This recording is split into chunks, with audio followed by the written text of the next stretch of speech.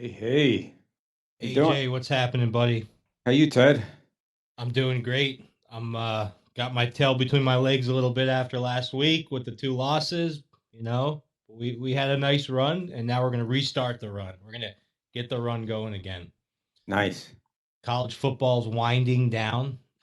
This is why I tell people, cherish it while it's here because college football is the shortest season of any sport. It's like 13 weeks, and it comes and goes so fast, and it's only Saturdays, but now it's all week. But we got this week, we got the week after Thanksgiving, and then we got conference championships after that, and that's pretty much it. And then bowl games, of course, which are fun, nice little December.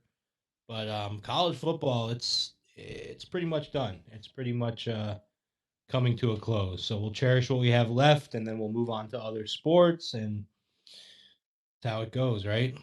How are those bowl games when teams are off for a month? I mean, do they come out flat ever, or they not so much? Um, Bowl games are a lot harder to predict, I would say, than the regular season games. I mean, any sport is the way I look at sports doing this for a long time is early in the season, no matter what sport it is, it's always easier to pick winners.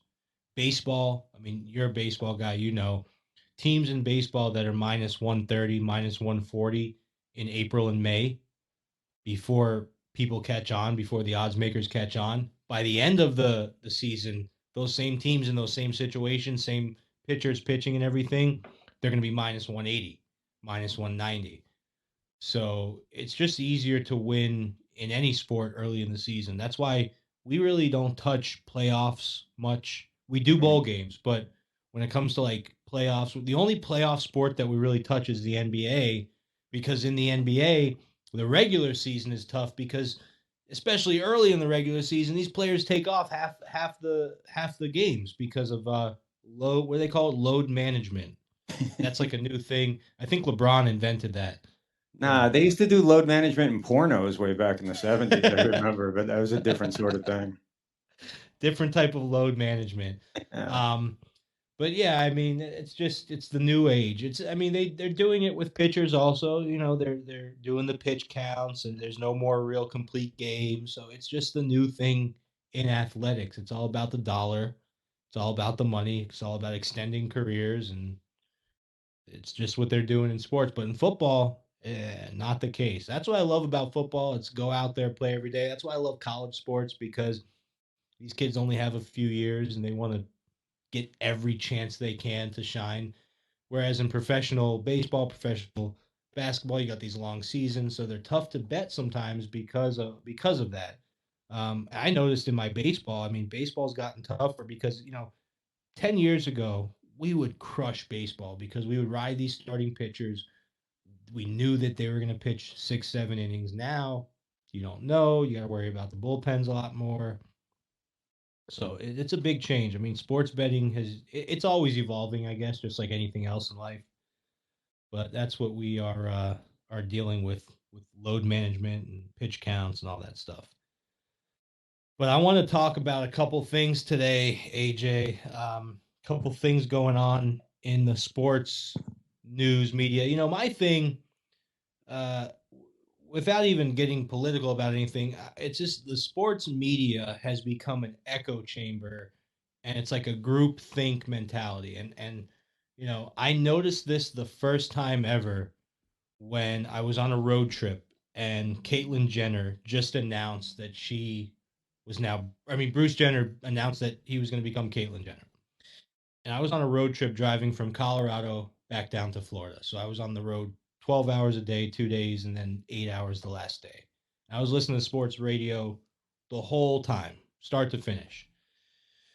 And that was the story of the week when I was on that road trip. And I just noticed that every single person on the shows, every show, every channel was just saying the same thing, same message. And fast forward now to 2022, it's the same thing with almost every topic. So I'm going to talk about two topics today, but the group thing topic is Jeff Saturday being hired as the head football coach of the Indianapolis Colts when he has no college coaching experience. and no pro coaching experience. So the first reaction was, oh, it was the race card. Oh, if he was black, this would never happen. This is white privilege, and that kind of died down, and people kind of put that to the side because Jeff Saturday's he's loved by the players. So it's like, you can't really talk about race because yeah, he's white, but these players love him. You know what I'm saying? So that doesn't matter. And then the next part was, oh, well, he never was an assistant. He was never this. He was never that. Bill Cowher came out and gave this long monologue about how this is the biggest disgrace in the history of the NFL as far as coaching goes. This guy should not be hired. He so basically what happened was Jeff Saturday was offered multiple assistant coaching opportunities for the Colts, and he kept turning them down. And he's a big part of the organization, kind of like the same way that Elway's always been a part of the Broncos organization from the minute he retired. Mhm. And so he's always been a big part of the organization, but he's turned down the positions. And he's friends with Jim Irsay. I'm sure they have beers together and all that good stuff. We all know Jim Irsay likes to get a little saucy. Mhm. He had his little DUI issues, but um, so I looked at this and I was like, leave the guy. Like let's see what the guy does, right? And it just seems like when one story occurs, there was nobody saying, well, let's give this guy a chance, or even, hey, isn't that the privilege of ownership? So maybe you disagree with me.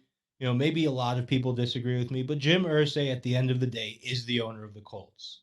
If he wants Jeff Saturday to be the head coach, who is anybody to tell him different? That's the Nobody's way I business. that's the way I look at it. Ownership in America today, whether it's sports or anything else, it's like becoming frowned upon. And this is why people work hard to become the owner one day. And hey, if I want to bring my friend on, I think he's going to be a good coach. If he fails, it's going to reflect on me. So Jim Irsay, I'm sure, knew that hey, if this guy sucks, I am going to get I'm going to get destroyed because I'm already getting destroyed for hiring him. So I better hope he's good. So I look at it and I'm like, kind of I like to play devil's advocate. When I see the entire sports media going one side, I like to go the other. And then what happened was he came out and he won his first game. Now, don't get me wrong, it was against the Raiders. They haven't been very good this year. They've been an absolute mess, but he still won his first game. So I was really happy to see that. I want to give a nice little congratulations. I don't know if you have the button. I Oh, that's the do. I wrong got them button. somewhere here. I have buttons on my thing here, but I don't know which one's which. I should probably label them. Did you hear that though? Yeah, I heard Like that cash ching. Okay. register. Yeah, I have a clap on here, but I don't know which button it is. I thought it was that button, but it's not. But yeah, so Jim Irsay. That's Um, not it. so I mean, here I am defending billionaire owners. That's kind of my theme of the day. Defending billionaire owners, right? Like let these guys make their decisions. And the whole Rooney Rule thing, like the media is obsessed. If you saw Todd Bowles was about to play. I think it was Mike Tomlin, and they're like, "Oh, Todd, like, how do you feel? The two black coaches in the NFL are going to go heads up against each other." And Todd Bowles says, basically, we don't give a shit. Like, we don't sit there. I don't sit there and think about that. And it's just the media, the media, the media. So all this, you know, groupthink, echo chamber, everyone saying the same thing.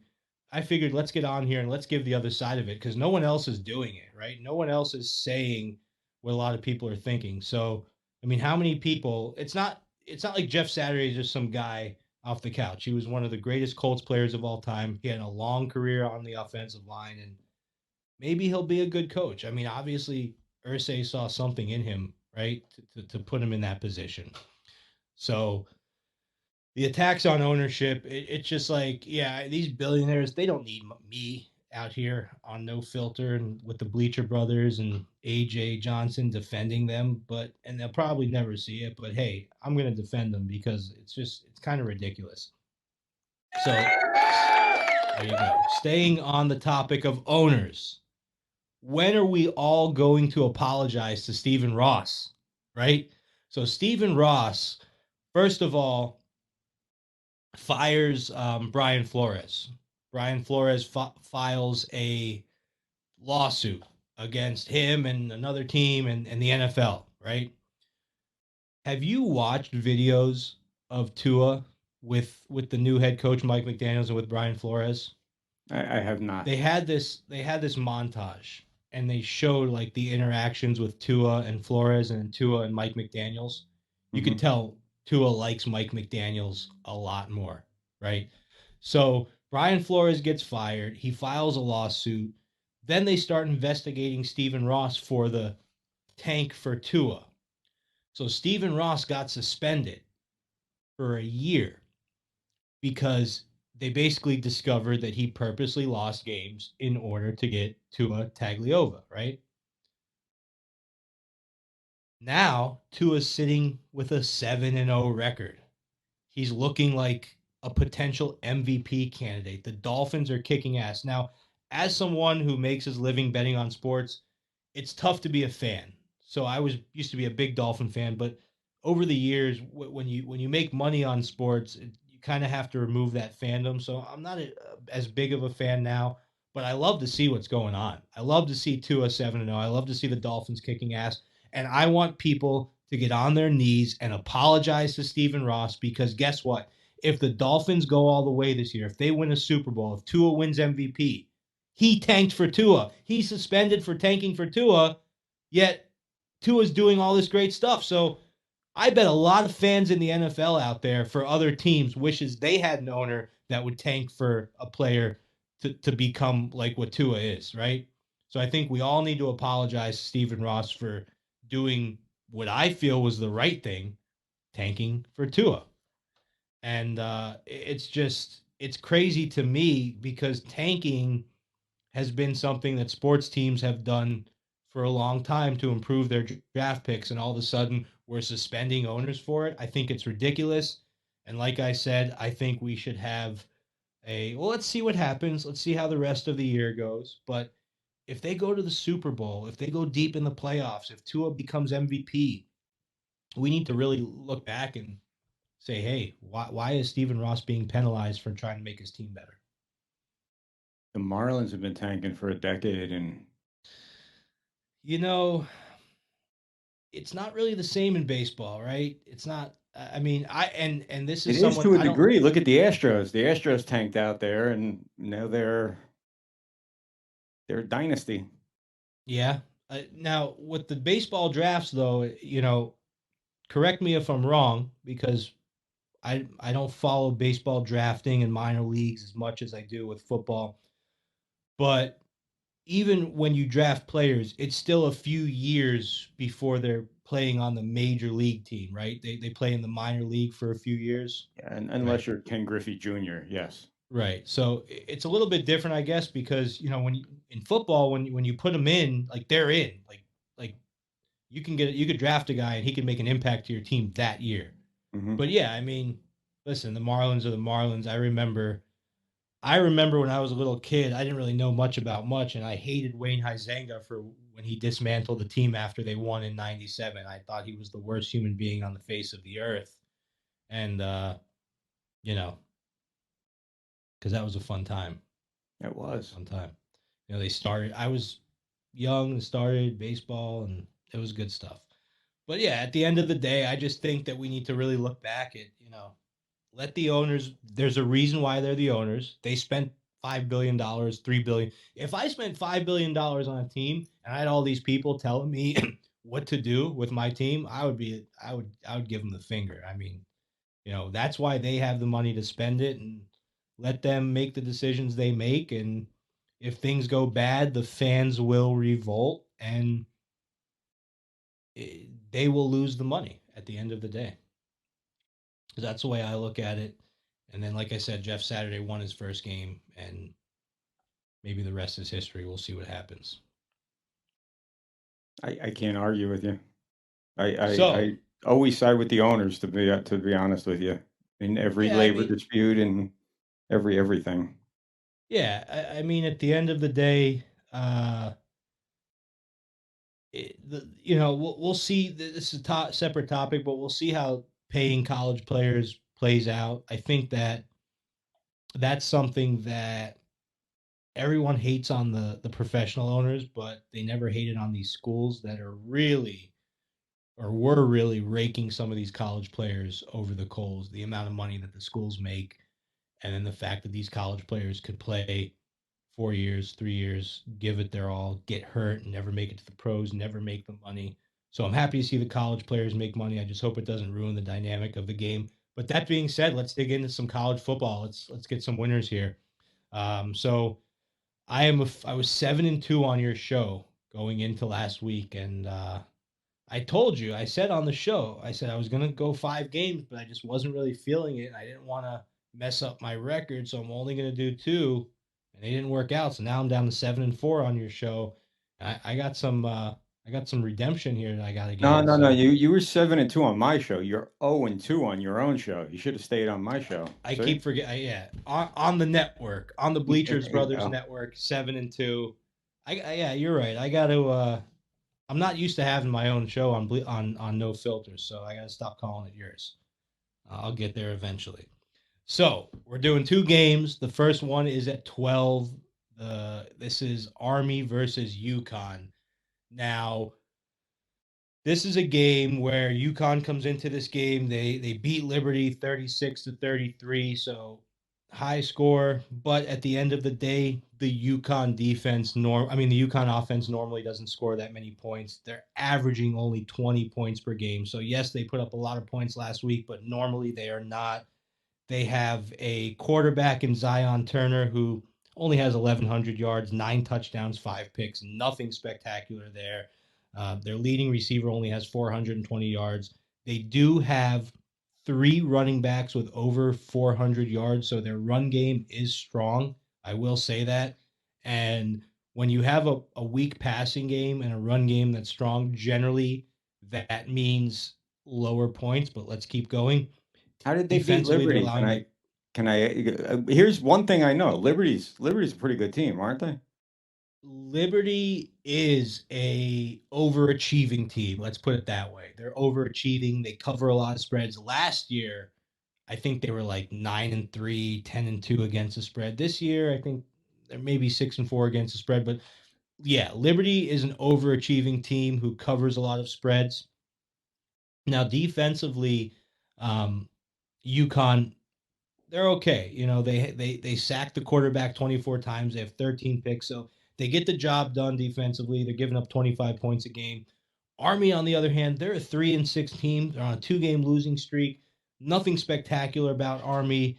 Um, you know, their offense. There's nothing to write home about. There's nothing really mentionable. No big numbers. I'd really like to say, oh wow, they're good here, they're good there on offense. Besides time of possession, because they can run the ball. They know how to control the game. In their last game, they rushed for 275 yards. That's a passing number.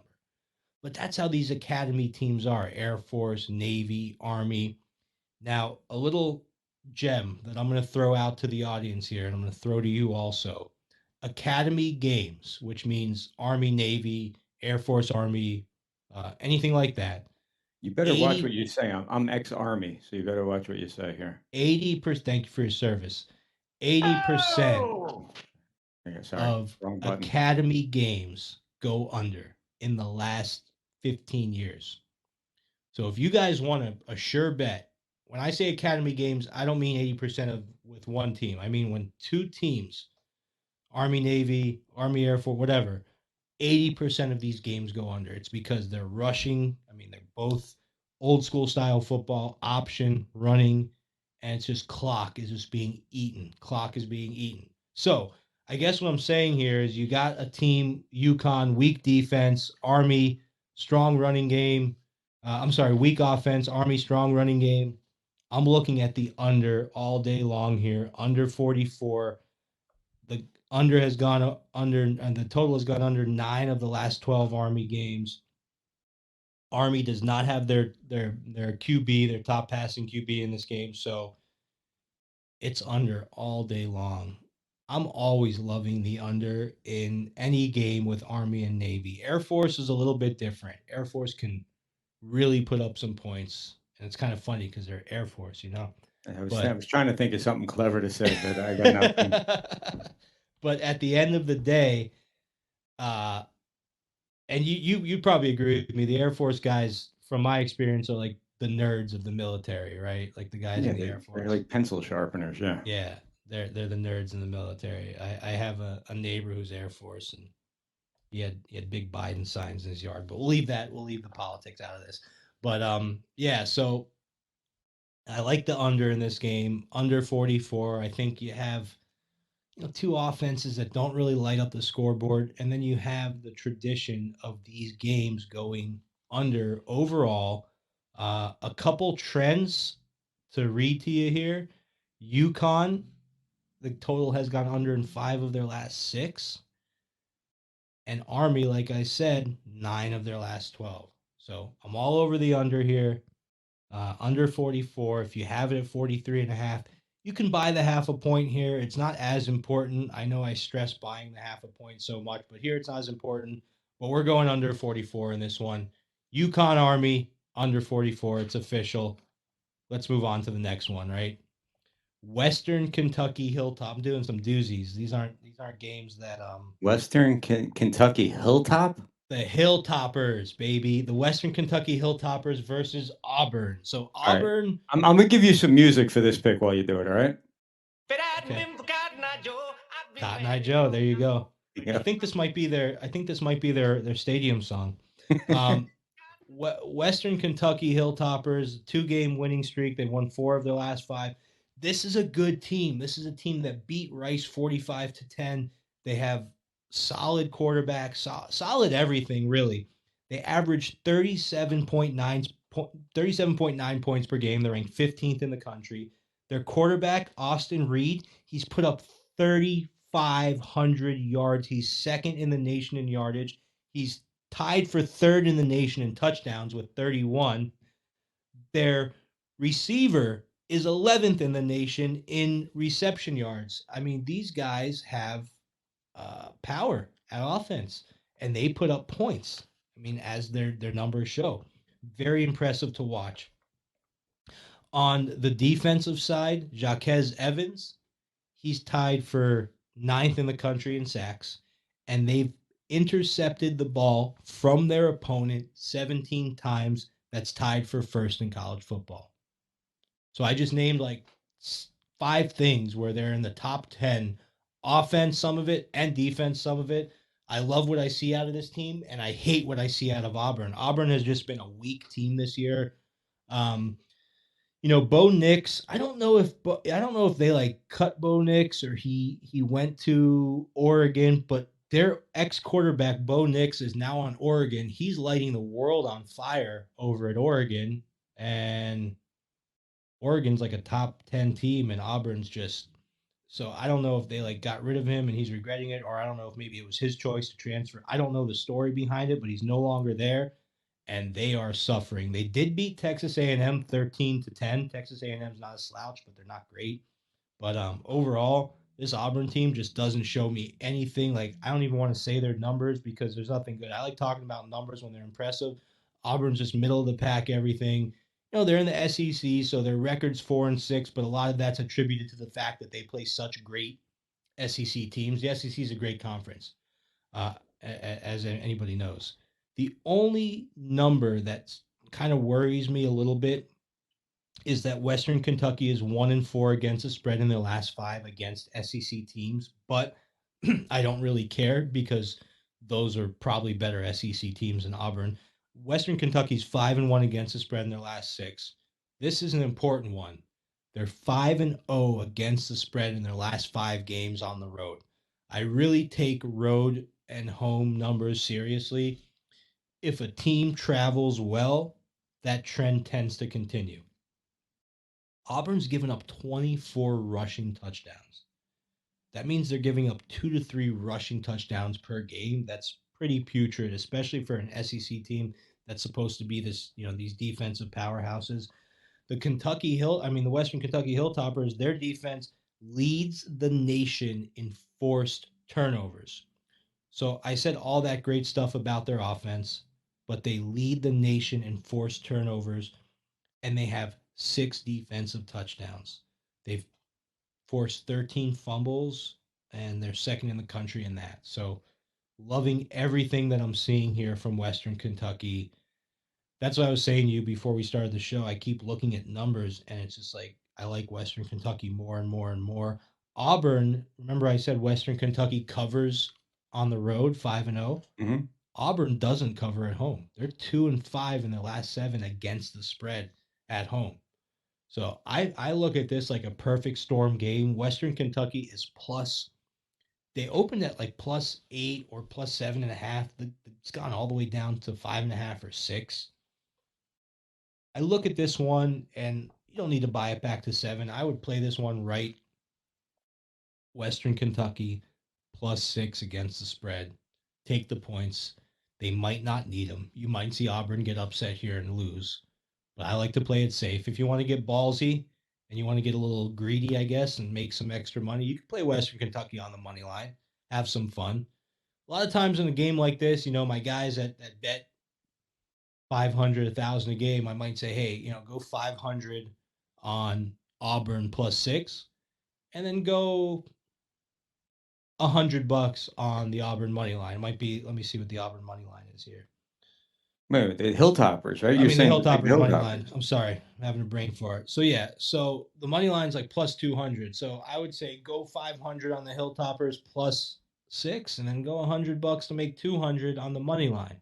So if they lose the game but they still cover the spread, you still make 400. If they do both, you make 700, and you're loving life. So what type of teams are the Hilltoppers beating? I mean, obviously they're not SEC teams. I mean, are they in a okay conference? So I mean, they're Are they beating okay playing teams. They're beating decent teams. Charlotte, Rice, but they're clobbering them. Like they were 14-point favorites over Charlotte. They beat them 59-7. They were 13-point favorites over Rice. They beat them 45-10. Um, Middle Tennessee, who can cover spreads, they crushed the spread by 3 touchdowns. So not great teams, but it doesn't really matter. I mean, it's Auburn is just as good as one of the good teams, and like Auburn is not an SEC team this year, if that makes sense. So I look at this and like, Auburn clobbered by pretty much they haven't really won that many games this year. I think they've won. I'm looking here. They beat Mercer. They beat San Jose State. They were 24-point favorites over San Jose State. They beat them by 8. They were San two Jose point. State? That's like a community college, isn't it? Yeah, it's a Okay. small school. They were 2-point dogs to Penn State. They lost by 30. And then of course, Georgia, Mississippi, those teams are all good. They lost as expected, but I mean they're just getting blown on the spread. Like Arkansas, they were 4-point dogs. They lost by 16. Guess they kept it close against. They were favored over A&M, and they beat them. But I look at this and it's just I think Western Kentucky has some special players. Western Kentucky lights up the scoreboard, and I don't think Auburn has an answer for them. So I think Western Kentucky lights up the scoreboard here. And like I said, I mean, I'm really loving them to win this game outright. Auburn doesn't really have much to play for. They're 4-6. They're probably not going to be able to go to a bowl. Western Kentucky is bowl eligible. They're 8-3 against the spread this year. They're 7-4, and now they have a lot more to play for. I mean, they're already going to a bowl, and now they can kind of increase their stature here by beating Auburn and maybe get into a better bowl and get more notoriety. I mean, these players probably want to be seen. These Hilltopper players, they're good. The quarterback's good, receivers good, defense is good, running backs they have couple good ones, and I think that they have so much more to play for. I just like the name, the Hilltoppers. How do they The fit that on the Hilltoppers, that's jerseys, great. man? It's like 13 letters. I mean, they might not have it on their jerseys. Let me look up the jersey here, see what it looks like. They have cool colors too. Imagine a Hilltopper Here, hat. You'd be like all the way around the you got to see their Actually, you know what?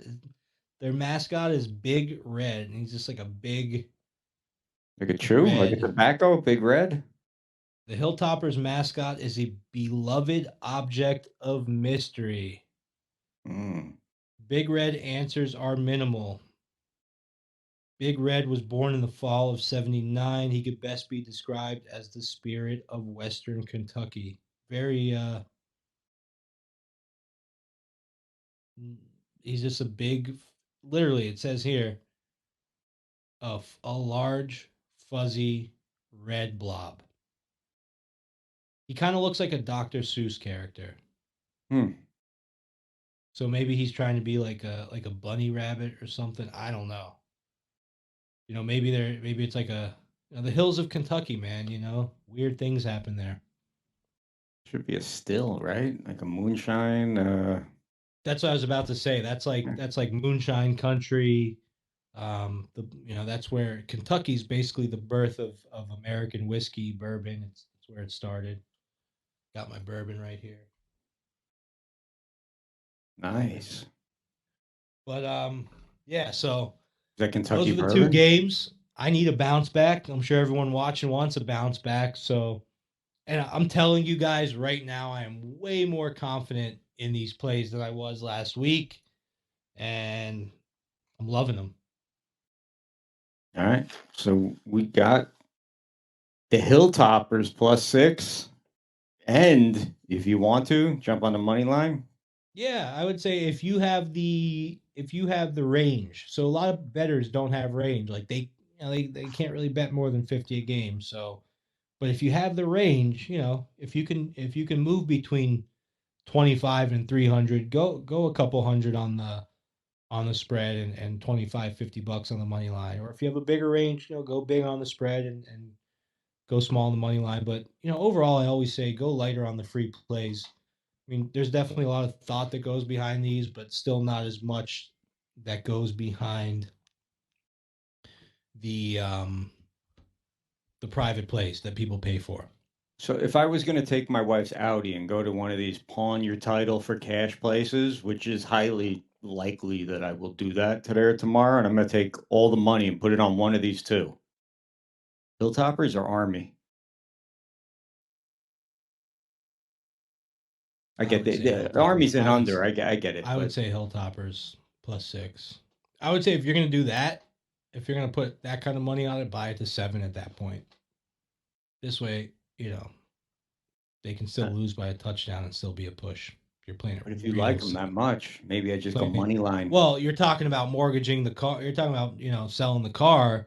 It's a If different you knew story. if you knew what I went through with this fucking car over the past day, I'll be happy to I'll give it away. I don't care. Surprising. Audi's supposed to have better service than most. No, horrible. My Fine piece of German equipment, and then you're getting like shit customer service. That's pretty disappointing. If it would have happened with one of our other cars, service would have been like that. I've uh I've kept it American for like the last see since 2009. I haven't looked back. Mm, I I will just say I did go to Audi one time. I went to the dealership and I just got they were very snooty there. Very snooty. I didn't like it. A lot of my friends have Audis. I know it's a great vehicle. no, it's What's not. wrong with the car? Everything. The car's 2 years old. Got 5,000 miles on it. It's my wife's car. She don't go nowhere. The electrical system never works. I mean, it never, ever, ever since the day we got it. We've taken it in multiple times. They say, yeah, it's a recall. There's an issue. We don't have a fix for it yet. Then the sunroof, which she never opened, leaked. And I mean leaked, like it rained inside the car. Took that in. They said, oh, yeah, yeah, this happens to all our cars. We know about it. Oh, that's great. It happens to all of our cars. Yes. And now the other day, the electrical started going crazy again, and the car wouldn't start, and that's it. But I mean, Now, let me I ask you got a question. I don't know how yeah. all this stuff works. If this was a massive show and we had 1 million viewers and you were saying all the stuff about Audi, could they sue you? No, because I'm telling the truth. Just tell them what happened, right? Yeah, Personal yeah, I'm just experience. yeah. I mean, we started this story on my show last night. Audi called, so we have documentation. Everybody who saw last night's show and will see last night's show on YouTube, here's the Audi guy right there on the phone. They showed up. I called them at 9:30 in the morning. They showed up at midnight to tow my car. After I called them back at 9:30 last night and said, "Look, you can't come in the middle of the night." And they said, "Oh, okay, Mr. Johnson. Yeah, you're very good. You stay safe, and we come tomorrow." I'm pulling in my driveway. I get a text from the tow truck driver. He says, "Yeah, I'm 10 minutes out." What the fuck?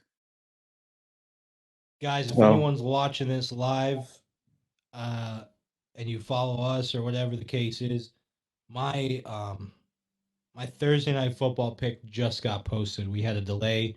Internet's been having major issues, so we're on. I don't know if I should say what street we're on in case someone wants to come and kill me if this game loses tonight. But yeah, yeah, I but wouldn't. I would say you're in Orlando. You're but somewhere undisclosed. our entire street, and we're on a pretty big street, the entire internet on like the whole street went down. So like restaurants couldn't take orders because their system wasn't working because the internet was down. I have friends that have offices around here, internet down. And so our game just got posted. Go check it out, YouTube. It just went up. We got a prediction on the Monday on the Thursday night football game. You must be on Audi Boulevard, is my guess, to have I'm trying those to sort think of of where the issues. closest Audi is to here. Can't think of it. Maybe east. I think Audis are east. Well, last week you kind of pissed me off a little bit because you just put me on the spot, and I don't like to be put on the spot. And you No called out discussion. my undefeated record in NFL games, and on the fly. I mean, I gave you a 14 parlay, so you got to realize how You unserious didn't I have was to with do it. that. Yeah, well, I try to please, but this week I looked at the games ahead of time, and I'm back and forth on two games I really like. I kind of like based on trends. I kind of like the Indianapolis Colts and your man Sunday or Saturday. Saturday on Sunday, getting 7 points at home against the Eagles. I mean, the Eagles are on a short week. They just lost. This is what happens to good teams. They run off a bunch of wins early in the season, then they take that little nosedive, and then they get it together and they peak at the right time. And I think that might be what's going to happen to the Eagles here. I kind of think Indy wins the game outright. They don't even just cover; they win it outright because they got something to prove now. And obviously, Frank Reich, or is that who it was? Frank Reich was there were issues there, and he had to go. Correct. But I think that my lock is going to be, and I don't understand the spread on this game at all. So this has to be my lock. Minnesota is getting a point and a half at home against Dallas. So my A plus lock of the week is Minnesota at home against Dallas. My A minus pick of the week is the Indianapolis Colts getting 7 at home against the Eagles. So full disclosure, I have not looked at one number for either of these games, but just based on what you're saying, um, I'm rooting for both teams because I love going against the media, and that's Jeff Saturday. So I love seeing everybody be wrong. And you got Bill Cowher. He's sitting behind his, you know, did a great job in Pittsburgh, great coach. But I mean, to get up there and say hiring of someone is the biggest disgrace ever. I mean, I don't know. That just rubs me the wrong way. So I'm rooting for Jeff Saturday, and I love Kirk Cousins. You see the video of Kirk Cousins on the airplane with every single player on the team gave him their chain. So I this didn't guy's see that. got like, oh, it's hilarious. So this is when Kirk Cousins beat. I think it's when they beat the Bills in the overtime game. Hmm. But there's a video of him on the plane dancing, no shirt. He's got imagine like every player's iced out chain around his neck. So he's got like just chains everywhere. He's got like an iced out watch on like Patek Philippe's on both hands. and just dancing with the Paddock Philippe's and the chains. And then the next week, when the Commanders beat the Eagles, they did the same video with Taylor Heineke, and now there's like a beef. Like the Vikings players are saying, "What the hell are you doing? That's our celebration. We did that with our quarterback. Now you're doing the shirtless chain video with your quarterback. Like, get your own thing. That's kind of lame, right?" And I It is. agree. I agree. And Kirk Cousins, I fell in love with Kirk Cousins when he had that game where he won and he pointed to the camera and he said, "You like that?" You remember what I'm talking about? You Mm-hmm. like that? That's like and ever since that, I've loved Kirk Cousins. So I'm always rooting for the Vikings. And nobody really likes the Cowboys, right? I mean, I know about 4 people who like the Cowboys. That's it. even if you're not a fan of the Redskins, the Eagles, or the Giants, you still most of the time don't like the Cowboys. But there's something that goes around that's, I root for the 49ers and whoever the Cowboys are playing this week. That's what people say. They hate the Cowboys. They like Yeah, the Yankees. They I don't get like the more hated than the 49ers either, Yankees. actually. I don't like the 49ers either. But Well, but I love I but didn't ask you that question. wait, you're a 49ers fan? I am a 49ers Oh fan. wow. I just always assumed you were an Eagles fan. No. Mm-mm. Wow. Okay. All right. All right. Yeah, I mean, you got Joe Montana, Jerry Rice days. I could see it. Mm-hmm. I'd like you a lot better if you were an Eagles fan. Nah, I don't. Mm-mm. um, but yeah, so I like both calls, and I'm going to be rooting for both calls. And let's try to go 4-0, right? That'd be Well, it's awesome. 7:45, just in time. Who has the show next? Ron? Captain Ron is on with the last call with Rock and Reese. Who knows what? I'm sure he's going to be all over Goldschmidt got the National League MVP. So Ron's a Did they huge. announce AL yet? They didn't when we came on, but I mean, obviously, it's going to be Judge. I Well, mean, they're not. no. I mean, Yeah, I know I you don't know. want Shohei, but I'm hearing it's close. I'm hearing it's yeah, close. I don't know. I'll take a quick look. Did you guys talk about the Yankees keeping Rizzo? Yeah, Nick the Flick brought it up last night. Rizzo's a hometown hero. My friends, actually my business partner's brother is extremely close friends with Rizzo. He went to Stoneman Douglas High School, which is right down the street, and everyone knows about Stoneman Douglas because of the shooting, unfortunately. But he's from there, and it's a great story. He's a great guy. Everyone that I know that knows him personally, and I know a few people that know him personally, just say he's an amazing person. I think that's why the Yankees fought so hard to keep him, because beyond his numbers and his stats and what he does as a player, I think he's really good for a clubhouse. So we'll see what the Yankees do if they keep. I know this isn't a baseball show, but it's just interesting to see. We'll see if they keep Judge. And I heard somebody tell me that they're going to get Verlander. I don't know. He'll probably go to the Dodgers. He Probably just him and took Judge will both end up on the Dodgers. It's going to be interesting to see. So next week we are going to be on the Sports Tuesday. Profit Show on Tuesday, right We're at going to be seven on o'clock. Tuesday, 7 o'clock. We gotta gonna get it's we gotta we're gonna be transitioning very soon to hockey in Everyone is college. transitioning. You don't. Duncan said the same thing last night. He said he's transitioning. So tonight I'm going to take the clips of last night's show, and I'm just going to take Duncan saying I am transitioning, and I'm going to do the same thing with what you just said. I'm going to put you guys together transitioning. Oh, this is going to be great. Nick, you better Well, watch what hey, you say, Nick. Don't say anything that I can listen, use no, against no, you. that'll get us more. That'll get us famous and publicity. Nowadays, if you transition, you're the star of the show, right? Everyone wants you. So I guess that's a good. That's like I was saying. That's why I go against groupthink in sports media, because it's just all the same shit. But yeah, no, we're gonna be moving over to college hoops and hockey soon, very soon. But we want to squeeze out transitioning. It's getting funny. But yeah, we want to squeeze out the last couple college football weeks that we can, and enjoy it while it's here, and then we'll move over to the other sports. And um, excited. When we Be do doing this that, week with I'm you. going to dazzle you with NBA picks too. I have a gift. I It's like just a that. So I'll gift. I'll deliver the college hoops. You deliver the pro, whether it's football or NBA. And why doesn't college baseball really catch on like the way the other college sports do? I don't give a shit about any of the college sports, to tell you the truth. I guess.